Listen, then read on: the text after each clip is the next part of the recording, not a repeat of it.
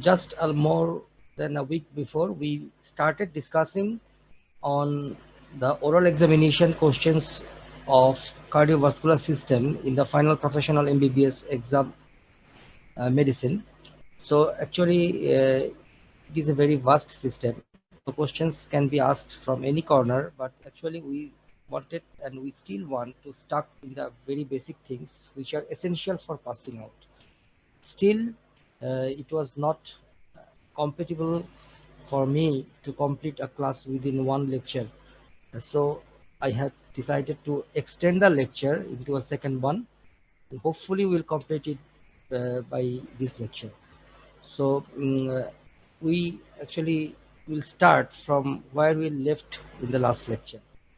So at first, actually the last lectures, if you can recall, we concentrated on how the exam starts. Usually the Viva exam, the oral exam starts with an ECG or an X-ray chest or some other X-rays. So cardiovascular system usually starts with an ECG. So we actually went through a few common ECGs and the related questions. This class will not be an exception of that, but still I will start with a very basic things of ECGs which are frequently asked in the exam. For example, sometimes we get prepared with a few shown ECGs in the oral examination board, but the examiners sometimes they start asking questions from those ECGs, but a bit a different way. For example, you are given an ECG of acute myocardial infarction, so you will definitely look about the important features of acute myocardial infarction in an ECG, like ST elevation, T inversion, pathological Q waves, which leads are involved.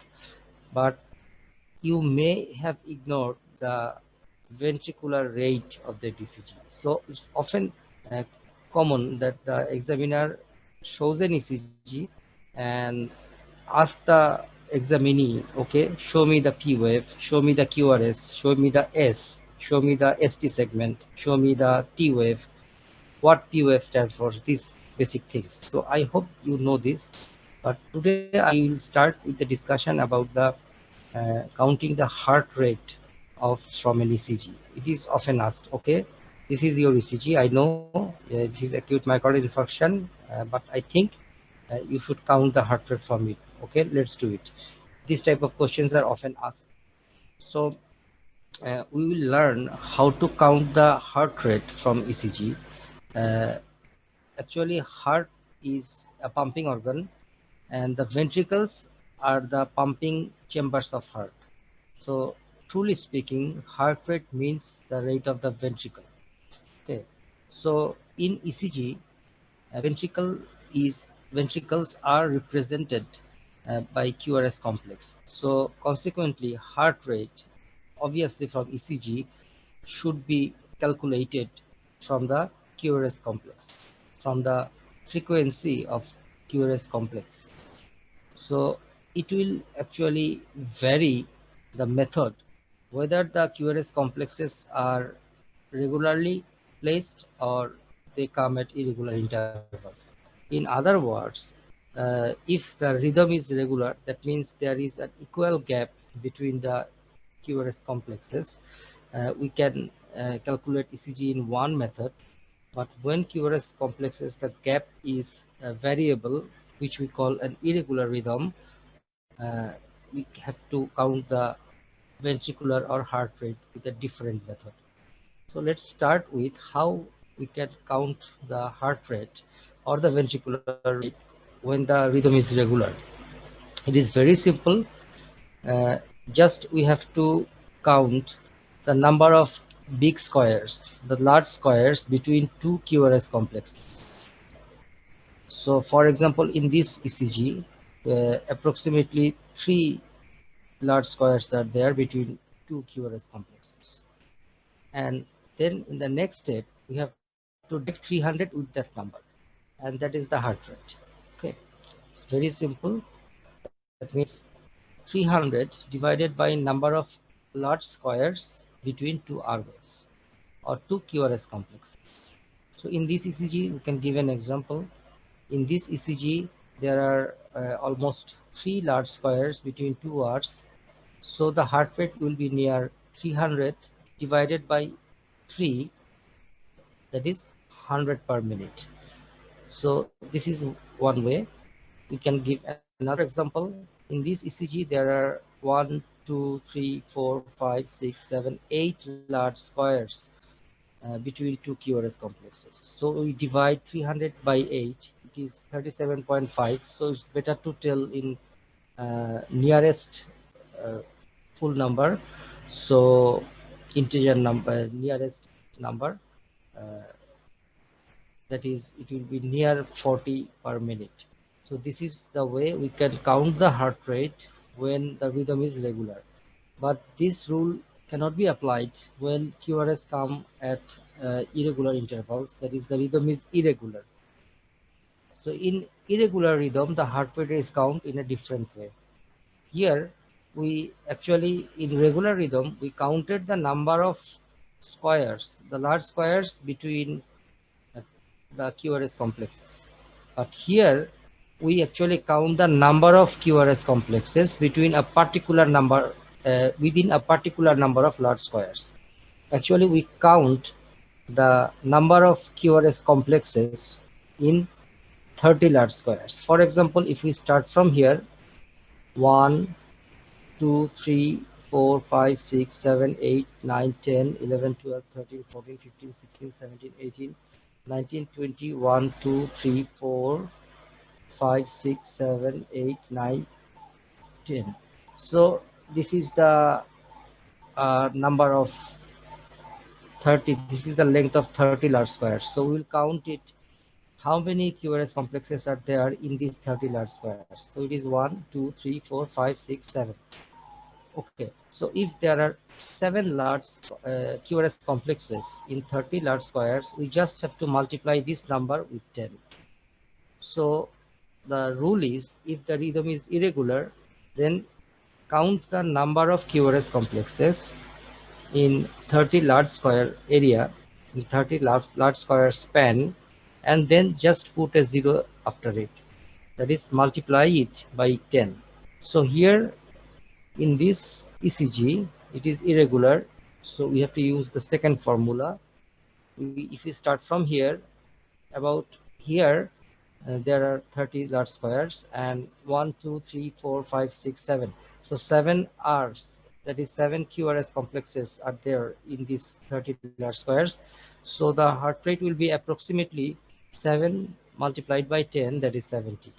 So this is the way we can calculate the heart rate in irregular rhythm. So in regular rhythm, it is dividing 300 by number of squares between 2 hours in case of regular rhythm. And in case of irregular rhythm, it is multiplying the number of QRS complexes in 30 large squares by 10. Okay, so two different methods. We will go with the case now to make it more easy. That is, a 50-year-old man was found to have regular pulse at 44 per minute. So pulse is regular and it is 44 per minute. So what is the condition?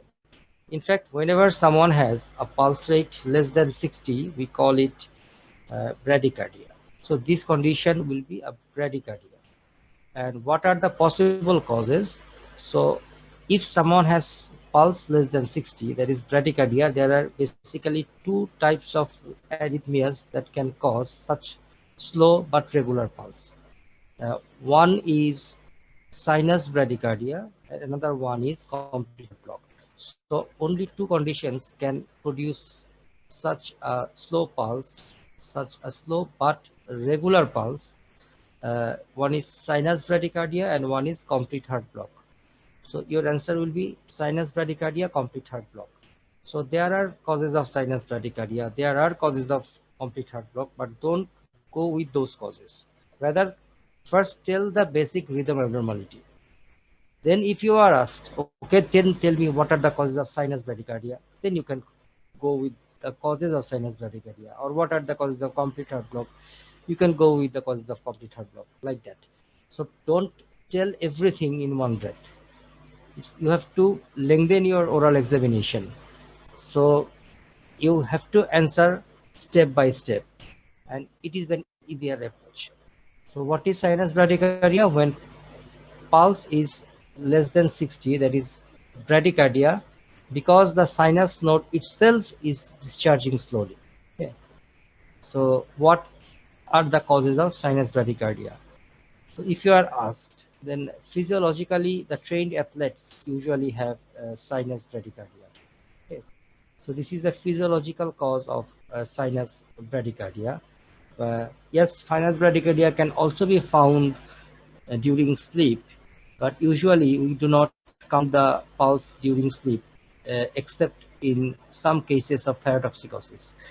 So practically, if in your practice or when you are seeing a patient, you have someone having bradycardia and you think this is sinus bradycardia, then the most common cause would be a physiological one, who is the trained athlete, that is, who goes to the gym regularly or who is involved in physical sports. Those people have sinus bradycardia. Another one, obviously the most important one for us, are the pathological causes. And the important pathological causes are acute inferior myocardial infarction, hypothyroidism, then obstructive jaundice, raised intracranial pressure, and few drugs, for example, beta blockers. And another disease, this is an idiopathic disease of the sinus node, which is called sick sinus syndrome. So these are the pathological causes of sinus bradycardia. So there is one physiological cause practically, that is trained athletes, and a few pathological causes. So most commonly acute inferior MI, hypothyroidism, obstructive jaundice, raised intracranial pressure, drugs like beta blocker, and sick sinus syndrome. So this is a typical ECG of sinus bradycardia. Here actually everything is fine. The P, QRS, ST segment, PR interval, Q, everything is fine. P wave, everything is fine. But everything is occurring so late because P is coming so late. So this is nothing but the disease, the slowness of the SN node. Everything else are normal. So P, PR interval, QRS, ST segment, T, everything is normal, but the ventricular rate is less than 60. So I should correct it. So this is a case of sinus bradycardia.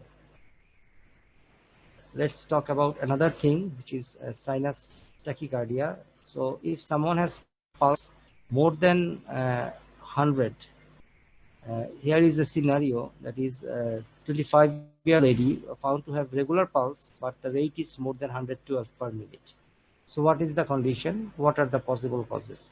So this condition we cannot call sinus tachycardia or something else, because there are quite a few arrhythmias which can cause rapid pulse but regular pulse. Rapid but regular pulse.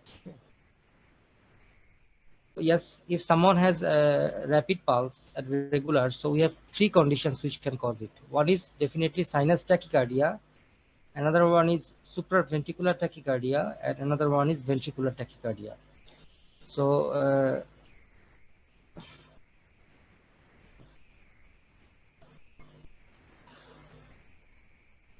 so don't tell that only sinus. It is by mistake. It's often if you are asked about such a condition when pulse is rapid and it's regular, you just tell the causes of sinus tachycardia. Don't do that, because supraventricular tachycardia will have the same type of pulse. Even ventricular tachycardia in many occasions will have the same type of pulse. So you just mention three causes and wait which cause is preferred by the examiner, and then he will ask that, okay, tell me some causes of sinus tachycardia, tell me what happens in supraventricular tachycardia, tell me why ventricular tachycardia does happen. So it's like that. So what are the causes of sinus tachycardia? Sinus tachycardia means SN node actually starts beating more than 100 per minute, the faster rate. So there are a few causes, there are quite a few important causes of sinus tachycardia. Among them, physiologically pregnancy is an important cause. And of course, I think there are three important causes. One is fever, and another one is severe anemia. Forgot to tell. Okay. So there are quite a few causes. The most common one is anxiety disorder. Then obviously hyperthyroidism, that is thyrotoxicosis, shock, and heart failure. Of course, acute anterior myocardial infarction. So there is a difference. Acute myocardial infarction can cause both sinus bradycardia or sinus tachycardia. Usually, acute inferior myocardial infarction can cause sinus bradycardia, and acute anterior myocardial infarction usually causes sinus tachycardia. Okay. And then the drugs like beta agonists and some calcium channel blockers. So there are a few calcium channel blockers which actually slows the heart rate, but there are a few which can cause rather tachycardia like nifedipine, amlodipine, cilnidipine. These can cause sinus tachycardia. And of course, sinus tachycardia can occur in febrile conditions, any type of fever, severe anemia, and again, the sick sinus syndrome, that is the idiopathic disease of the SA node. So, sick sinus syndrome, it can cause either sinus tachycardia or even sinus bradycardia. So, this is the typical ECG of sinus tachycardia. Look at this. Everything is fine in the complex. That is P, QRS, T, everything is okay. Even the PR interval, ST segments, all are fine. But the only defect is the complex, the ECG complex is coming at faster rate. Here the rate is around 100, that is more than 100 actually. So this is a case of sinus tachycardia. So now we will go into the basic, the most important part of today's lecture, that is the common ECGs with arrhythmias given in the oral exam. So look at this ECG. Uh, if you just look at it at the first glance, what actually we see? The first thing we see is the big waves, that is the QRS complex. This QRS complex. This complex is coming at irregular gaps, at irregular intervals. So if such an ECG is given, it is nothing but atrial fibrillation for MBBS level. So then you see, okay, what about the P wave? Let's check the P wave. Actually, if you look at there are T waves, there are QRS complexes, but actually there is no P wave. So this is an ECG where there is no P wave and QRS complex comes at irregular intervals. Yes, there are some fluctuations from the baseline. It is not very extremely straight, absolutely straight. There are some ups and downs, but very small ups and downs, and this is called fibrillatory waves. So in this ECG, P wave is absent and it is replaced by fibrillatory waves, and QRS complex come at irregular intervals. So this is the typical ECG of atrial fibrillation. So during description, you will say definitely the rate. Here we counted the rate in the second method, that is irregular QRS complex. So we counted in 30 squares, we multiplied it by 10 and got it 70 here. But otherwise, in this ECG, apart from the absence of P waves and coming of the QRS complexes at irregular intervals, everything is fine. That is, QRS morphology is normal, the T wave is normal, the ST segment is normal. So everything is normal, except there is no P wave. There are a few fibrillatory waves. This is these small fluctuations, and QRS comes at irregular intervals. So this is the ECG of atrial fibrillation. So then you will be asked, so what are the common causes of atrial fibrillation? Actually, there are quite a few causes, but for you people, there are usually 4 important causes. The most important cause is mitral valvular disease. then acute coronary syndrome, that is both unstable angina and acute myocardial infarction can cause it, thyrotoxicosis, and the most common cause, that is idiopathic atrial fibrillation, which is also called lone atrial fibrillation. So these four are the most important causes of atrial fibrillation. What symptoms? Actually, how the atrial fibrillation patient presents to the doctor. The most common symptom is palpitation. And what are the important signs? Important signs, there are two important signs. One is the irregular pulse. Another one is pulsus deficit. So pulsus deficit means there is a difference between the heart rate and the pulse rate. That means not all the cardiac contractions will transform into pulse. So this is the important thing. That is irregular pulse and pulsus deficit. So how pulsus deficit is counted? You have to count the pulse for 1 minute, then separately you have to count the heart rate by auscultating the precordium for another 1 minute. So now if you compare these two numbers, you will always find that the heart rate is more than the pulse rate, and this difference is called the pulsus deficit. And this is a very characteristic feature of atrial fibrillation. So if you are asked what are the signs of atrial fibrillation, only two signs: irregular pulse and pulsus deficit. So what are the complications of atrial fibrillation? The most important complication is development of thrombus in the left atrium and subsequently embolization from that thrombus to the systemic arteries. That leads to infarction of various organs. Most commonly, it causes infarction of the brain, that is ischemic stroke. So the most common complication of atrial fibrillation is thromboembolism that leads to ischemic stroke. Another important complication is precipitation of heart failure. If the heart is diseased previously for some other reasons, then development of an atrial fibrillation will cause the development of heart failure. Okay, so these are the complications of atrial fibrillation, thromboembolism, and heart failure. So how to treat? So if you get a patient of atrial fibrillation, first of all, you will have to see whether the patient is hemodynamically stable or not. Hemodynamically unstable means that the patient has very low blood pressure, the patient is about to go into shock, something like that. So in such case, you have directly have to go for DC cardioversion and DC shock, we also say it. Otherwise, if the patient is hemodynamically not unstable, he is hemodynamically stable, then the first thing is control of ventricular rate with either beta blocker or verapamil or digoxin. So any of these three drugs will be good enough to control the rate. At the same time, then you have to restore the sinus rhythm with amiodarone. So we have to use two types of drug. One type of drug will control the ventricular rate.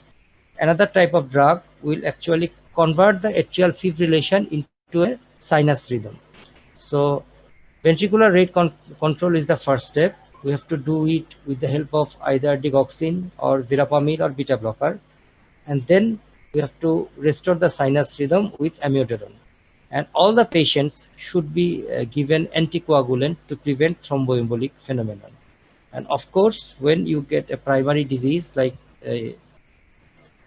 thyrotoxicosis or mitral valvular disease or ischemic heart disease, those primary disease needs to be treated. So this is the management of atrial fibrillation. So let's see a case. 40-year-old lady presented with palpitation for 3 months.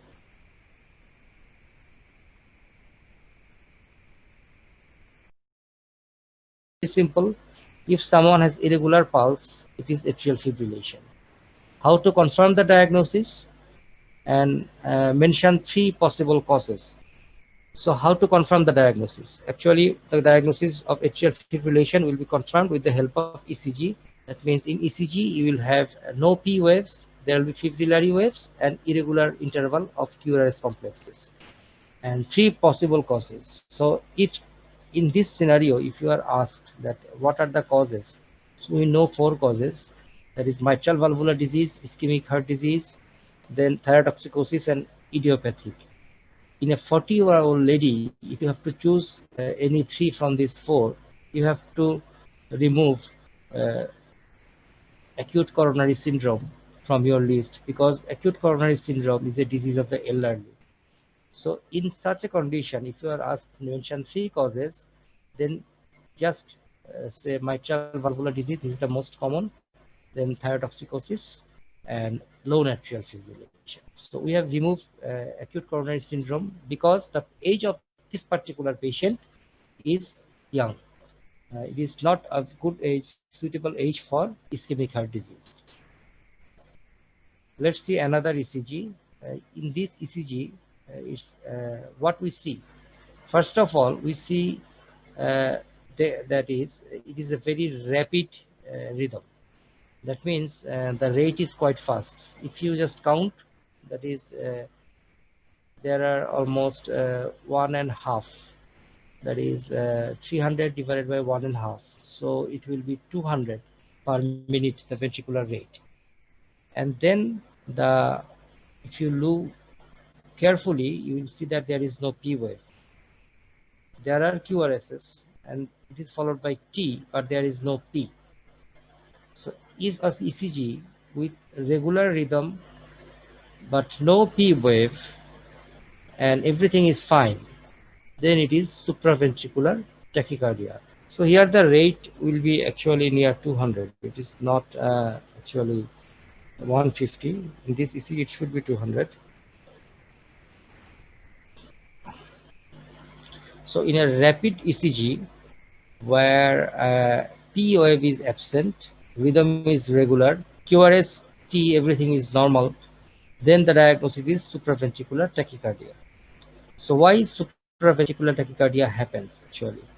Supraventricular tachycardia usually happens because of an accessory pathway exists between the atria and ventricle. So normally the atrial impulse gets into the ventricle through AV node and AV bundle. But in such patients, there is an additional pathway uh, connecting the atria and ventricles.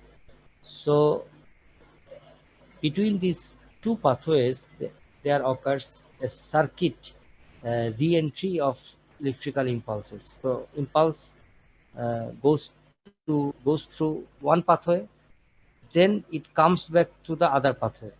Thus, there is a circulation, cycling of impulse, and this impulse, when it is repeated on and on, then it creates a tachycardia, and this is called supraventricular tachycardia. And how does the patient usually presents? Usually the patient presents with palpitation. Normally the patient says, I have palpitation and I have polyuria. So these 2 are the most common presentations. But on occasions there will be pre-syncope and syncope. So do you know what is pre-syncope? Pre-syncope means there is a sense of dizziness due to cerebral hypoperfusion, and syncope means transient loss of consciousness due to cerebral hypoperfusion. So the mechanism is same, that is the brain gets less blood supply, that leads to either dizziness, that is pre-syncope, or total unconsciousness for a very short time, that is syncope. So these 2 can also occur, but commonly it produces palpitations and polyuria. What are the signs? Signs are not very much characteristics. If you examine the patient, there will be a rapid regular pulse. So how to treat a case of supraventricular tachycardia? The same principle applies. If the patient is hemodynamically unstable, then go for DC cardioversion. But if the patient is hemodynamically stable, then the first thing you have to do is carotid sinus massage. You have to just massage the carotid sinus over the neck, and this produces rapid end of the supraventricular tachycardia. It will terminate the supraventricular tachycardia rapidly. This is the easiest way, but sometimes it may fail. So if carotid sinus massage fail to terminate the supraventricular tachycardia, then you have to give drugs, and the preferred drug is intravenous adenosine. So this is the way in emergency you handle it. First of all, check the blood pressure, the pulse. If there are features of shock, then go for DC cardioversion. If there is no feature of shock, then first give carotid sinus massage, wait for a few minutes. If the SVT is not terminated, then go for intravenous adenosine. So this is the emergency management. But usually the problem persists, so it will recur. So to prevent the recurrence of supraventricular tachycardia, you can do two things. The easier thing is to give the drug amiodarone, and the best thing is to ablate the accessory pathway. And it is done using a catheter which applies radio frequency to the accessory pathway to destroy it. And we call it radio frequency catheter ablation of the accessory pathway. So this is the definitive treatment. But if you cannot do it, then you have to maintain the patient with amiodarone to prevent the SVT episodes. So just I want to recall it, that is the management of SVT in emergency situation. When there is SVT, if there is hemodynamic instability, go for DC cardioversion. Otherwise, give carotid massage. If carotid massage fails to terminate the SVT, then give intravenous adenosine. So this is the emergency management. But to prevent SVT, you have to go for radio frequency catheter ablation. Otherwise, if you cannot go for it, then you have to give regular amiodarone to prevent the attacks of supraventricular tachycardia. So here is another ECG. Like the previous one, it is also very rapid. If you check it, the rate is around 150, and here we cannot see any P wave also. So like the previous ECG, there was no P wave there, but here there is no P wave again. So this is a rapid ECG, no P wave. But one thing is different from the previous one, that is here the QRS complex is wide. So when QRS complex is wide, normally the QRS complex is narrow like this. Okay, but when the QRS complex is wide in a rapid ECG without P wave, so rapid regular ECG, regular rhythm, no P wave and wide QRS. So this is the typical ECG of ventricular tachycardia. Another thing you have to consider here, that in a particular lead, all the QRS complex look same, almost same. So the QRS complex configuration is almost constant in a particular lead. In lead 1, it looks like this. In lead V3, all the QRS looks like this. So here, actually, the ventricular complex, that is the QRS complex, it has a fixed morphology. So rapid regular rhythm, no P wave, wide QRS with a fixed morphology. So this is a typical ECG of ventricular tachycardia. Okay. So how does it differ from supraventricular tachycardia? It differs from supraventricular tachycardia in such that in supraventricular tachycardia, the QRS complex is narrow, but here the QRS complex is wide. Apart from this, everything is same. There is no P wave in both the conditions. There is rapid rate in both the conditions. The rhythm is regular in both the conditions. Everything is same. But the difference is in QRS complex, that is in SVT, supraventricular tachycardia, the QRS complex is narrow. In ventricular tachycardia, the QRS complex is wide. This is the small difference, but very significant difference. So this is a case of ventricular tachycardia. It is very important to identify VT from SVT, because VT is a very dangerous condition. It's much more dangerous than SVT. What are the causes of VT?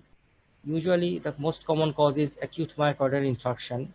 It can also cause by myocarditis and electrolyte imbalance. So what electrolyte imbalances can cause ventricular tachycardia? Commonly, both hyperkalemia and hypokalemia can precipitate ventricular tachycardia, and hypocalcemia can also precipitate uh, ventricular tachycardia. So these three important electrolyte imbalances can cause VT apart from myocardial infarction and myocarditis. So how do the patient presents? Usually the patient presents with palpitation, but again, like supraventricular tachycardia, the patient may also present with presyncope or syncope. What are the signs? Not much, that is a rapid regular pulse. But sometimes the ventricular tachycardia can terminate into a more dangerous arrhythmia, which is called ventricular fibrillation, in which you will not be able to uh, palpate any pulse, which we call cardiac arrest. That is, this is the main complication of ventricular tachycardia. Ventricular tachycardia can terminate into ventricular fibrillation, can turn into ventricular fibrillation, and which leads to cardiac arrest. And cardiac arrest, if not rapidly, quickly treated, the patient usually dies. So this is an ECG of ventricular fibrillation, usually not given in the exam. Uh, it is a bit different from ventricular tachycardia. The difference is, like ventricular tachycardia, there is no P wave, there is white QRS, but here the QRS morphology is quite variable. It is not the same in one lead. Another one is here the rhythm is not very uh, regular, just like VT. The rhythm is quite irregular. So this is ventricular fibrillation. So how to treat ventricular tachycardia? The ventricular tachycardia is usually treated by DC cardioversion. We don't go for any drug option because ventricular tachycardia frequently turns into ventricular fibrillation and cardiac arrest, which has a very high mortality. So whenever we find ventricular tachycardia, we directly go for DC cardioversion. Here our fourth ECG, quite common one, very important one for the oral exam. So in this ECG, what you see actually, what you see here, if you look carefully, uh, the P waves are coming at regular intervals. That is, there is an equal gap between each P wave. Further, there is an equal gap between each QRS complex. But what is extraordinary here is the relation between P and QRS complex, that is the PR interval, is variable. It is not fixed. So PP interval, that means the gap between two consecutive P waves, is fixed. RR interval, that is the gap between consecutive QRS complexes, it is also fixed. But the PR interval is variable. So this is the condition which we call complete heart block. Okay, so that is variable PR interval. We call it complete heart block. So what is the rate, ventricular rate here? I haven't mentioned in the slide. Actually, if we count here, usually we count the rate from lead 2. So here the ventricular rate is regular. I have already said the only variable thing is PR interval. So RR interval is regular. That means the rhythm is regular. So in this ECG, the rate will be 300 divided by number of large squares between 2R. So 1, 2, 3, 4, 5, 6, 7, 8, 9, almost 8.5. So if you divide 300 by 8.5, it is around 35. So the rate of this ventricular rate in this ECG will be around 35 per minute. But the important thing is fixed PR interval, fixed RR interval, variable PR interval. So fixed PP interval, I'm sorry, fixed RR interval, but variable PP interval. So this is the typical ECG of complete heart block. Okay. So what is complete heart block? Complete heart block means that AV node does not allow any atrial impulse to get into the ventricle. So AV node blocks all atrial impulses from reaching the ventricles. This is called complete heart block. It is also called third degree atrioventricular block. This is another name of complete heart block. Actually, this is the basic problem in the ECG, that is P, which represents atrial activation. It is occurring in normal way, but this P is supposed to get into QRS when it becomes a ventricular impulse through the AV node. But here the AV node is not allowing this impulse to get into the ventricle. So ventricle will develop its own impulse at its own rate.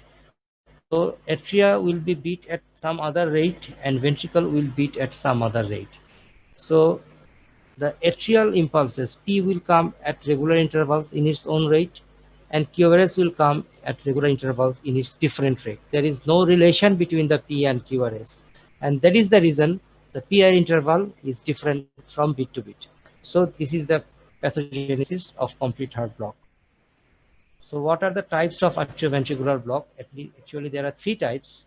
One is first degree atrioventricular block, one is second degree atrioventricular block, another one is complete atrioventricular block or third degree atrioventricular block. So I have mentioned the third degree. So you could have been asked about what do you mean by first degree and second degree.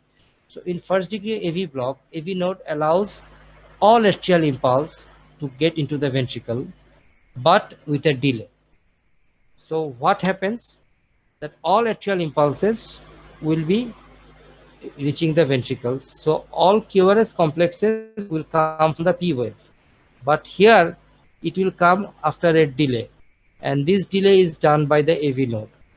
And that is why in first degree heart block, there will be prolongation of PR interval, but there will be no symptom, there will be no sign.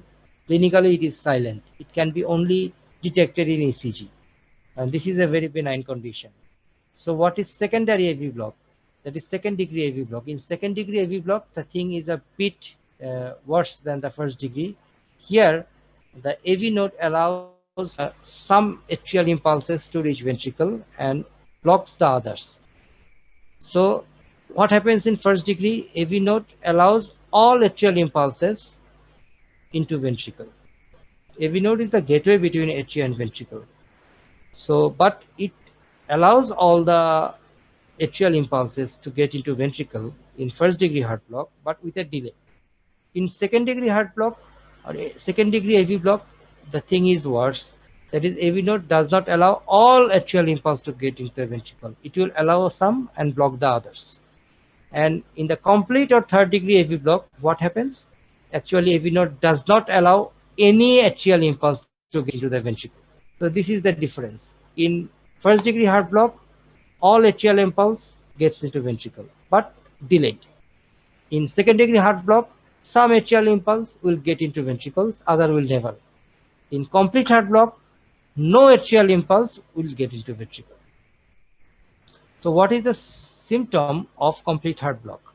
The main symptom of complete heart block is syncope. That means transient loss of consciousness due to cerebral hyperperfusion. Actually, syncope produces unconsciousness for less than 1 minute. There is abrupt loss of consciousness and abrupt recovery from the unconsciousness. And this syncope usually occurs only in upright position. It never occurs when the patient is lying down. So this is a very classical clinical feature that distinguishes syncope from other types of unconsciousnesses. That is occurring only in the upright position and abrupt onset and very rapid recovery. That means it occurs when the patient is standing or sitting. What happens? The patient suddenly gets unconscious, becomes very pale, and within 1 minute, the patient regains the consciousness. So this is the scenario, and one of the most common causes of syncope is complete heart block. What will be the pulse? If you examine the patient, what signs you expect in complete heart block?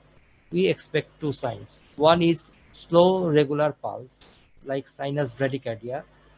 Here pulse will be so because ventricular rhythm is regular. It beats in its own way. There is no effect of atrial rhythm into the ventricles. It is slow, but it is regular. So the pulse will be slow and regular. And there will be cannon waves in the jugular veins. So there will be large irregular waves in the jugular veins. Okay, fine. So what are the causes of complete heart block? There are three important causes. One is degenerative, that is occurs in the elderly people. It is also called idiopathic fibrosis, but the degenerative is more popular term.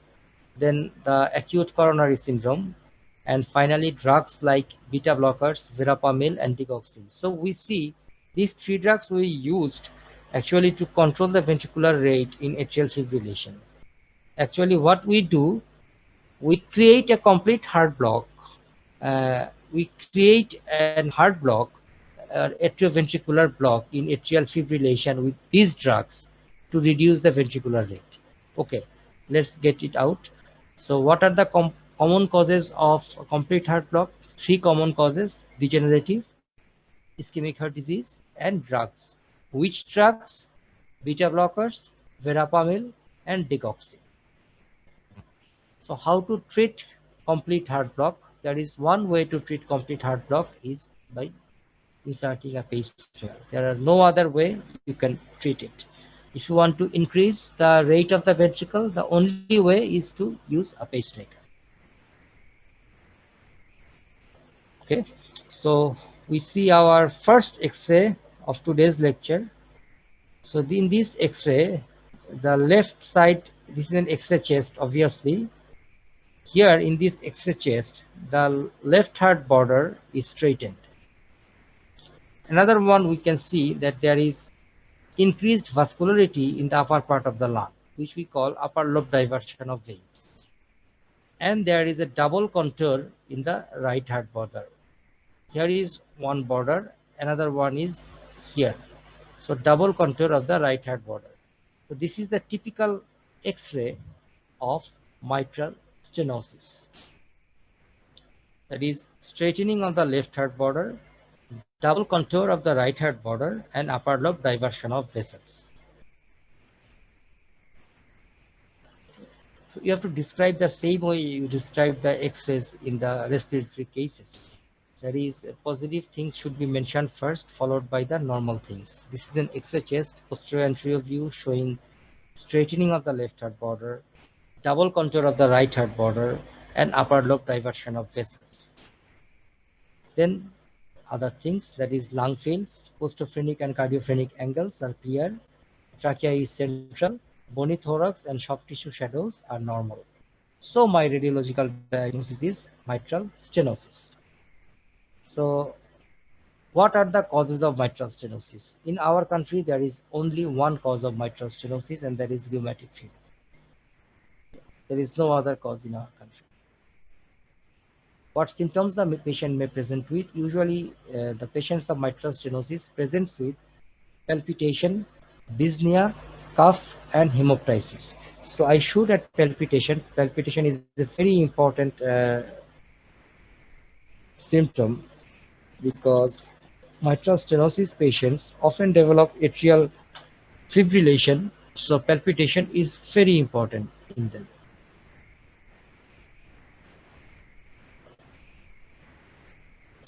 So what sign you expect in a patient with mitral stenosis? Your next question will be like that.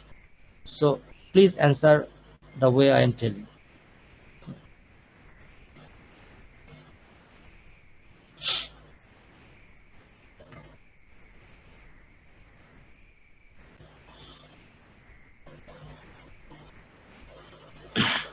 There will be, if you examine the precordium, so first tell that we expect a few signs by examining the precordium. So there will be tapping apex beat, a diastolic trill in the mitral area, loud first heart sound, and typical murmur of the mitral stenosis. So you just tell like this, because I would love to answer in this way, because we are inviting a known question after this. If you answer like this, the next question will obviously be, so what is the typical murmur of mitral stenosis? So answer like this, that is tapping apex beat, diastolic fill in the mitral area, loud first start sound, and typical murmur of the mitral stenosis. So what is the typical murmur of the mitral stenosis? Now you have to remember this, that is, it is a low-pitched, localized mid-diastolic murmur in the mitral area, better heard with the bell when the patient holds his breath in expiration, lying in left lateral position. So there are quite a few things to be remembered. That is, the murmur is localized, low pitched, and it is mid diastolic in the mitral area. So when you are telling that it is localized, you don't have to tell again there is no radiation. Localized means no radiation. So low pitched, localized mid diastolic murmur in the mitral area. Now, how the murmur is heard better? It is better heard when the patient is in left lateral position, patient is holding the breath in expiration, and you are hearing the murmur with the bell, not the diaphragm of stethoscope. So in in a short version,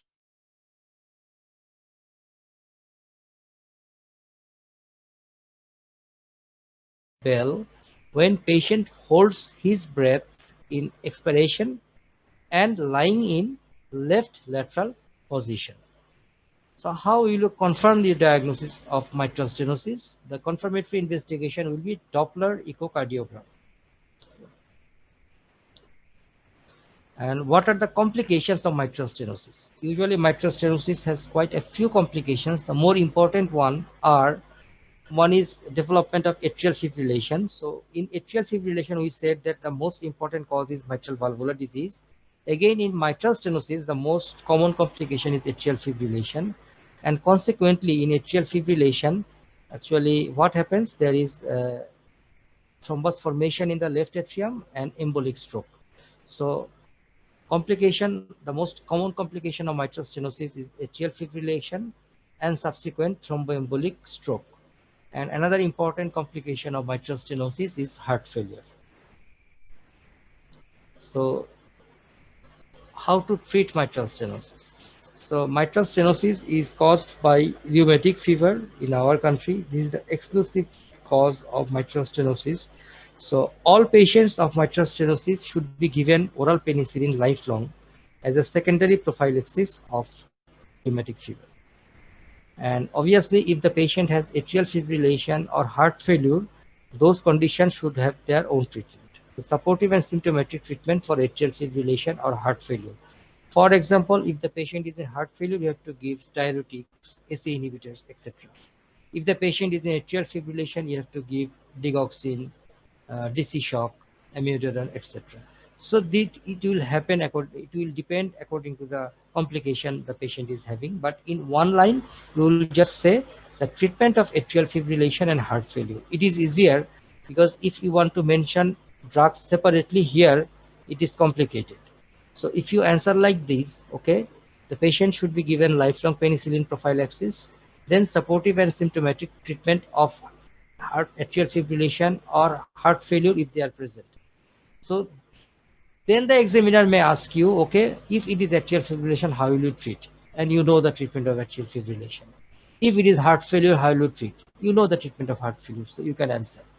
And finally, the specific treatment, that is either mitral valve repair or mitral valve replacement. So there are a few conditions when the mitral valve can be repaired, the replacement is not necessary. These conditions are when there is pure mitral stenosis without any regurgitation, and when the valve is mobile, and when the valve cusps are not calcified. So mobile, non-calcified, pure mitral stenosis without regurgitation is the condition when you can go for mitral valve repair.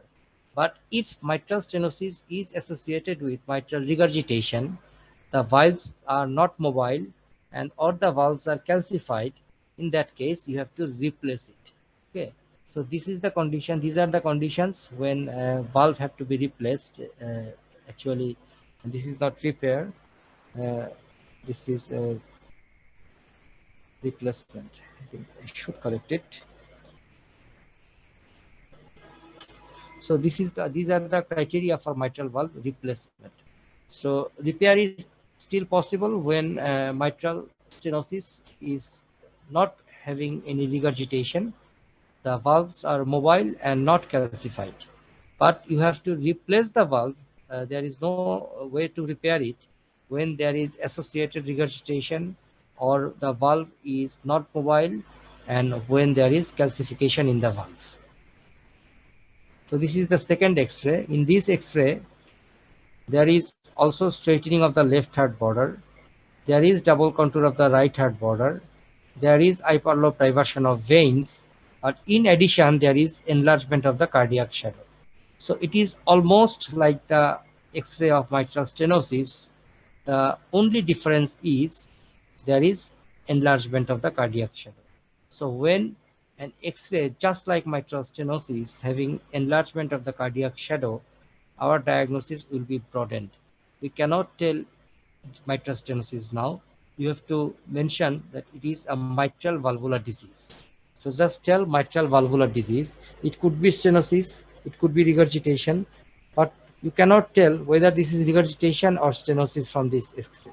But yes, it is at least not pure stenosis.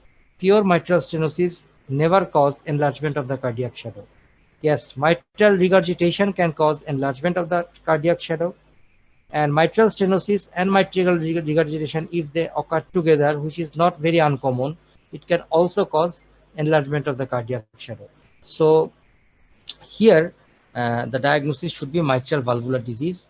The next question will obviously be which mitral valvular disease you expect here. You will say that it is either mitral regurgitation or mitral stenosis with regurgitation.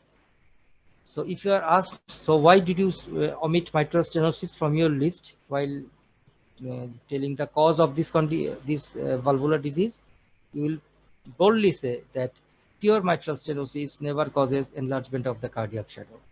As there is enlarged cardiac shadow in this X-ray, so it is either mitral regurgitation or mitral stenosis plus mitral regurgitation.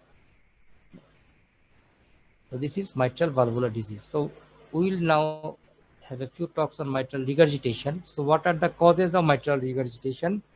In fact, the most common cause is again rheumatic fever. So mitral stenosis is caused by exclusively rheumatic fever, but mitral regurgitation has two more important causes apart from rheumatic fever. And one is myocardial infarction and another one is degenerative mitral regurgitation, which is also called mitral valve prolapse. This degenerative cause is most common cause of mitral regurgitation in the Western world, but still in our country, it is rheumatic fever. The symptoms are same as that of mitral stenosis. I must enter palpitation here because this is a very important symptom for mitral regurgitation also.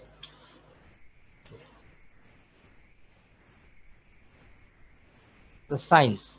In fact, mitral regurgitation has two important signs, and these are also in trichodium. One is thrusting shifted apex beat. So in mitral stenosis, it was tapping apex beat and it was not shifted. But here the apex beat will be thrusting and it will be shifted. Another one is typical murmur of the mitral regurgitation. So what will be the typical murmur? It is a pansystolic murmur in the mitral area radiating to the left axilla. So you don't have to mention any adjective, you don't have to mention any aggravating, relieving, better heart options here. Just tell it is a pansystolic murmur in the mitral area and it radiates to the left axilla. That will be absolutely fine. It is very simple to say, and that will be an absolute correct answer. And the definitive diagnosis, complications, and are almost same. Treatment is also almost same of mitral stenosis. That is lifelong penicillin for secondary prophylaxis of rheumatic fever, in case of rheumatic mitral regurgitation. Then obviously supportive and symptomatic treatment for heart failure or atrial fibrillation, and finally mitral valve replacement. So this is our third X-ray. In this X-ray, there is right ventricular type of apex, the first thing. So we have two types of apex. One is right ventricular type. Here the left cardiophrenic angle is an acute angle, less than 90 degrees. And another one is left ventricular type of apex. If I show you in the previous X-ray, the left cardiophrenic angle is an obtuse angle, that is more than 90 degrees. So when the left ventricle enlarges, there is left ventricular dilatation, it causes left ventricular type of apex. And when there is right ventricular enlargement, right ventricular hypertrophy, it causes right ventricular type of apex. So here there is a right ventricular type of apex. There is a depression of the pulmonary bay. So this is the area of the pulmonary artery. Here it normally it is almost in the same line. So here it is excessively depressed. So there is a depression of the pulmonary bay, and there is oligemic lung fields. If you just carefully see, the pulmonary vessels are very less in number. So this is called pulmonary oligemia, okay, or oligemic lung fields. It means the number of pulmonary vessels is very low. So this combination, actually this is a typical X-ray, and the right ventricular type of apex and the depression of the pulmonary bay, it has given the heart the shape of a boot. So this is called a boot-shaped heart.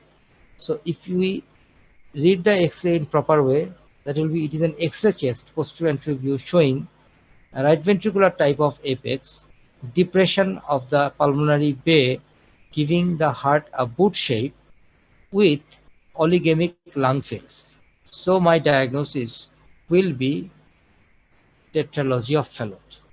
So what is tetralogy of Fallot? It is a congenital cyanotic heart disease characterized by pulmonary stenosis, ventricular septal defect, overriding of the aorta, and right ventricular hypertrophy. So there are four components. Please, this is a very important question even in the pediatrics board. That is the components of tetralogy of Fallot.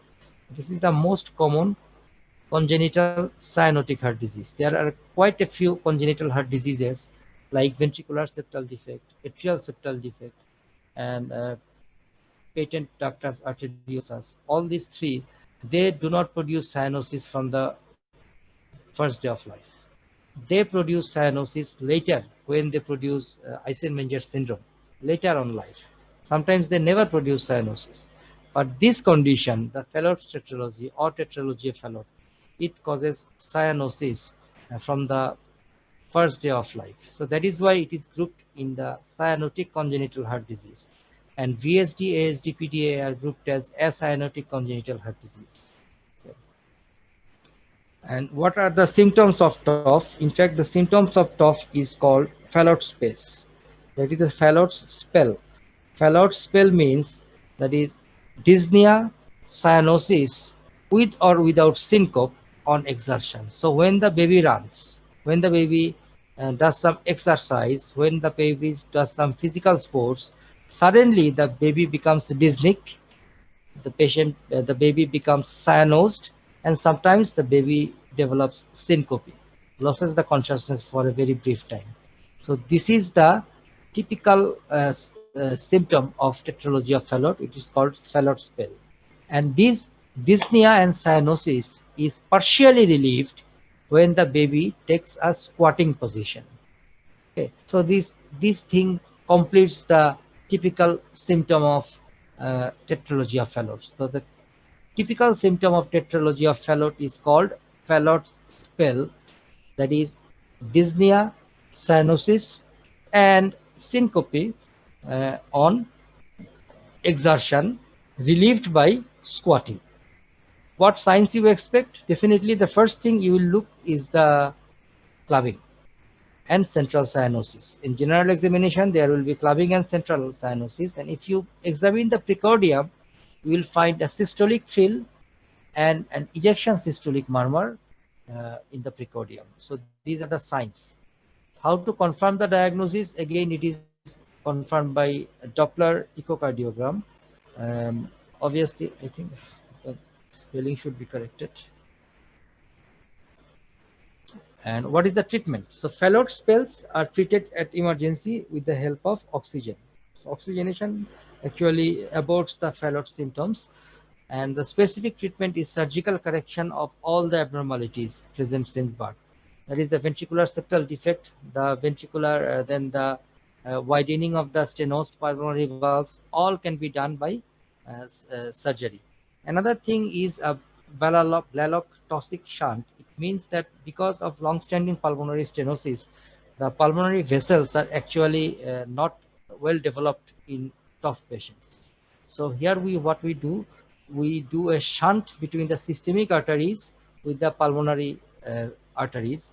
So the pulmonary arteries get blood from the systemic arteries, and by getting such blood, the pulmonary arteries develop. So after they develop adequately, then the other surgeries, that is the correction of VSD and correction of pulmonary stenosis, are done. So this is the complete surgical treatment of tetralogy of Fallot, and it is often done in steps. So our last case, that is a case here, what is seen is a very big cardiac shadow, very, very big cardiac shadow. In fact, the cardiac shadow is so big that it almost completes, engulfs the entire chest X-ray, chest field. So this is enlargement of the cardiac shadow with very clear outer border, with an appearance of a bottle, water bottle. Okay, so enlargement of the cardiac shadow with clear margins, with an water bottle appearance, plus there is oligemia in the lung fields, that is less vessels in the lung fields. So this is the typical X-ray of pericardial effusion.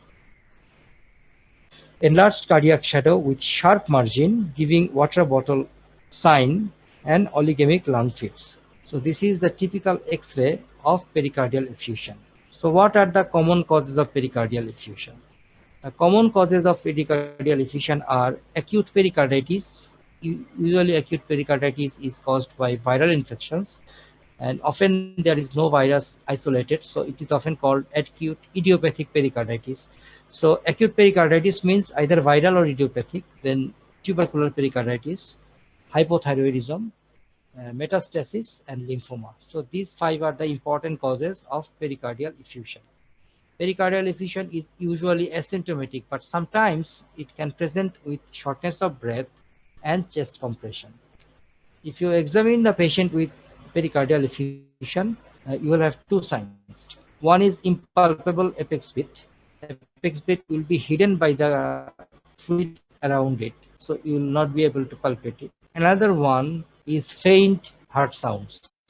Again, the same reason, there will be of fluid between the heart and the stethoscope, so the heart sounds will be heard less. There will be faint or muffling of the heart sounds.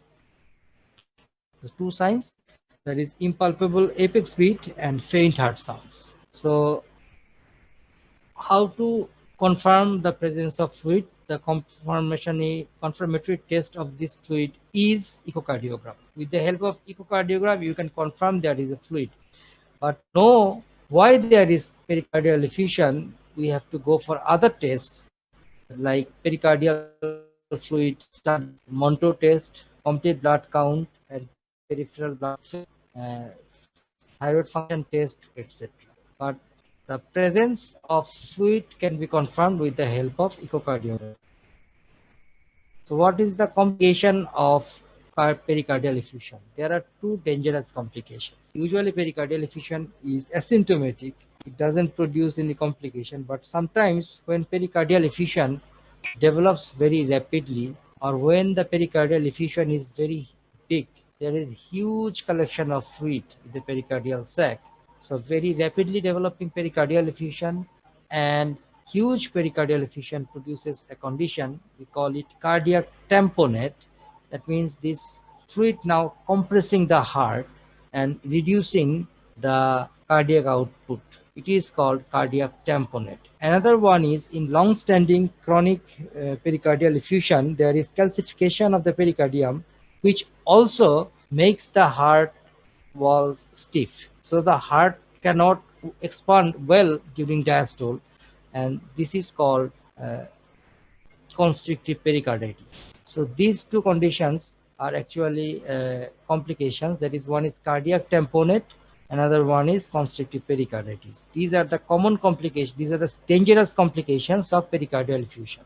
So how to treat pericardial effusion? Pericardial effusion is usually asymptomatic most of the cases. So active treatment like pericardial fluid aspiration is not needed. But yes, if it develops pericardial tamponade, that is cardiac tamponade, that urgent pericardiosynthesis should be done. But yes, the primary disease that causes pericardial effusion like tuberculosis, lymphoma, hypothyroidism, that or the malignancy, that particular disease should get its proper treatment. This is the main treatment of pericardial effusion. Only when there is cardiac tamponade, the pericardial effusion should be aspirated emergency. So here are a few lines for cardiac tamponade. I think it's not very important for you. There is a definition that is hemodynamically significant cardiac compression caused by pericardial fluid. That means there is pericardial fluid, it is compressing the heart, and that is actually compromising the hemodynamic status of the patient. And it occurs when there is huge pericardial fluid accumulation or when there is rapid pericardial fluid accumulation. Usually the patient presents with dyspnea and fatigue, and the signs are very classical. We call it Beck's triad, that is raised jugular venous pressure, features of shock, and silent heart. Silent heart means the heart sounds are very faint.